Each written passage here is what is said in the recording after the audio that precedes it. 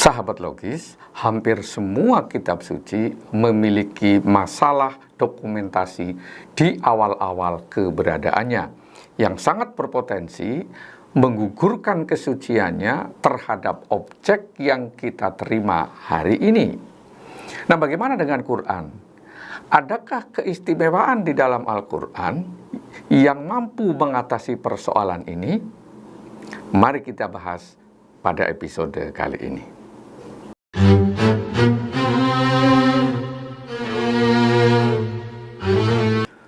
Bismillahirrahmanirrahim. Assalamualaikum warahmatullahi wabarakatuh. Selamat berjumpa kembali dengan channel Muslim Logis. Sahabat logis, kitab suci merupakan sumber informasi dalam sebuah agama yang seharusnya isinya bisa dipercaya dan terjaga orisinalitasnya. Nah, kenapa disebut sebagai kitab suci? Karena dianggap bahwa isinya adalah wahyu Tuhan yang dipercaya terbebas dari kesalahan dan terbebas dari kemungkinan terjadinya perubahan-perubahan akibat transmisinya atau distribusinya dari generasi ke generasi, dari awal diturunkannya kepada para utusan hingga kita saat ini. Tetapi pada kenyataannya, semua kitab suci memiliki banyak masalah yang berpotensi menggugurkan kesuciannya. Di antara masalah tersebut adalah terkait dengan persoalan dokumentasi. Kenapa ini menjadi masalah? Karena dua hal. Yang pertama adalah diketahui bahwa para utusan Tuhan mulai dari Nabi Ibrahim alaihissalam, Nabi Musa alaihissalam, Nabi Isa alaihissalam hingga Nabi Muhammad SAW tidak memiliki juru tulis khusus yang selalu mendampingi dan mencatat setiap wahyu yang turun. Dan yang menulis kemudian adalah orang lain atau tokoh lain yang berdasarkan inisiatifnya sendiri dan sudah berselang beberapa saat setelah turunnya wahyu. Bisa setahun kemudian atau bisa berpuluh tahun kemudian, bahkan bisa beratus tahun kemudian. Padahal kita tahu wahyu itu bentuknya informasi, dan informasi sesuatu yang sangat mudah berubah. Sehingga kita patut meragukan bahwa apa yang ditulis oleh para tokoh pada saat itu, patut kita ragukan apakah yang ditulis benar wahyu atau bukan. Kemudian hal kedua adalah terkait dengan teknologi dokumentasi. Khusus untuk Al-Quran, pada saat turunnya Al-Quran, media yang digunakan untuk menulis wahyu pada saat itu adalah seperti pelepah kurma, kulit binatang, tulang binatang, dan yang sejenisnya. Apabila hal itu dilihat dari perspektif sekarang, dilihat dari cara pandang sekarang, maka sangat sulit dipercaya bahwa media semacam itu dapat mendokumentasikan seluruh wahyu secara lengkap. Padahal wahyu yang turun pada saat itu jumlahnya ribuan. Nah, dua hal inilah yang menjadi problem pada saat turunnya wahyu pertama kali pada zaman Nabi Muhammad SAW khusus untuk Al-Quran.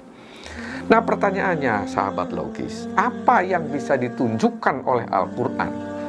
Keistimewaan apa yang terdapat pada Al-Quran sehingga bisa mengatasi problem dokumentasi pada awal-awal turunnya wahyu? Sebagaimana penjelasan di episode sebelumnya, bahwa yang dimaksud Al-Quran pada saat ini berdasarkan cara dokumentasinya ada dua jenis. Yang pertama adalah yang hard copy, sebagaimana yang saya miliki ini, yang tercetak di atas kertas dan dibukukan. Kemudian yang kedua adalah yang berada di memori para penghafal Quran. Nah, berdasarkan fakta ini kita dapat mengetahui bahwa ternyata Al-Quran memiliki satu keistimewaan yang tidak dimiliki oleh buku apapun atau kitab apapun, yaitu mudahnya dihafal 100%. Bukan hanya oleh orang dewasa, bahkan oleh remaja dan anak-anak. Bukan hanya oleh sekelompok orang yang berjumlah hanya satu atau puluhan, tetapi ribuan, bahkan ratusan ribu di seluruh dunia, atau mungkin bisa sampai jutaan para penghafal Quran yang ada pada saat ini. Nah, sahabat logis, lalu apa hubungannya dengan persoalan dokumentasi di awal-awal turunnya wahyu, yaitu pada saat zaman Nabi Muhammad SAW? Sahabat logis, problem dokumentasi di awal turunnya Al-Quran, yaitu pada zaman Nabi Muhammad SAW, ternyata pada dokumentasi jenis hard copy, tetapi bukan pada jenis soft copy. Kemudahan dihafal 100% Al-Quran ternyata mengatasi problematika dokumentasi di saat teknologi dokumentasi hard copy masih sangat sederhana.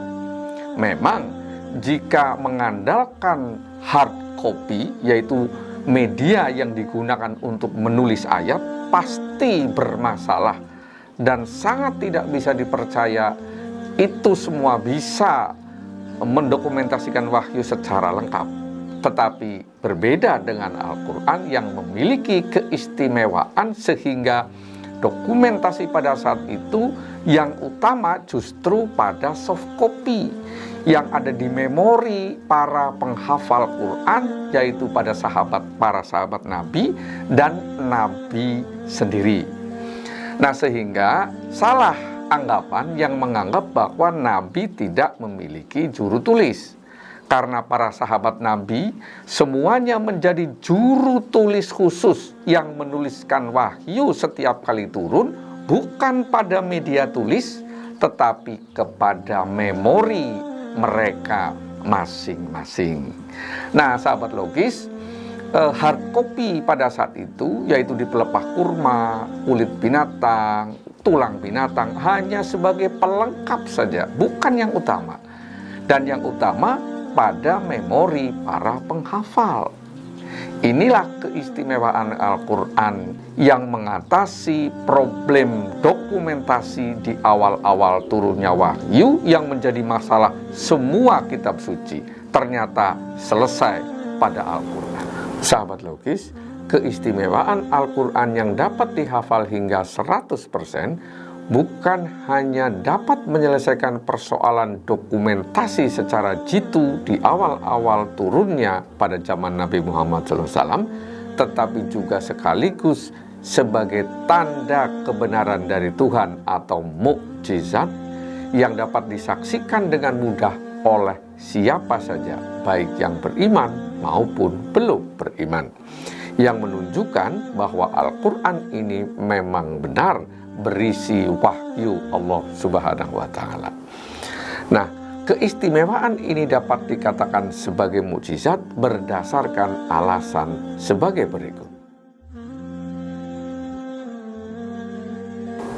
Alasan pertama, keistimewaan berupa mudahnya dihafal 100% itu tidak ditemukan di buku apapun dari zaman dahulu hingga kini atau sampai kapanpun.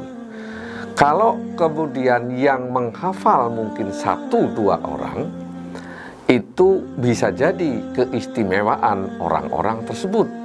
Tetapi apabila yang mampu menghafal itu jumlahnya hingga ribuan, bahkan ratusan ribu, mungkin sampai jutaan hingga saat ini, maka itu bukan keistimewaan orangnya, tetapi keistimewaan objeknya. Dan yang perlu diingat, keistimewaan ini merupakan sesuatu yang unik, yang tidak ada bandingannya di buku apapun. Buku setebal Al-Quran yang lain hampir mustahil dapat dihafal 100%, bahkan oleh anak-anak di bawah 10 tahun, bukan hanya oleh orang dewasa. Nah, ini merupakan tanda kebenaran dari Tuhan yang sangat nyata sebagai bahan untuk kita mengimaninya. Karena itu salah satu tanda bahwa Allah Subhanahu wa Ta'ala, Tuhan yang Maha Esa, menjamin kebenaran bahwa isi daripada Al-Quran adalah benar wahyu darinya.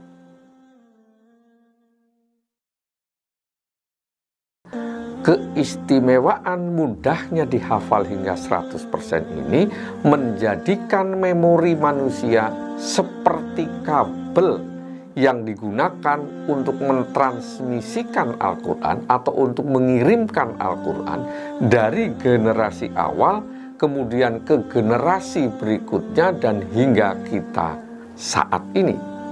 Tidak ada buku yang menggunakan memori manusia sebagai media transmisi dari zaman ke zaman hingga ribuan tahun kemudian.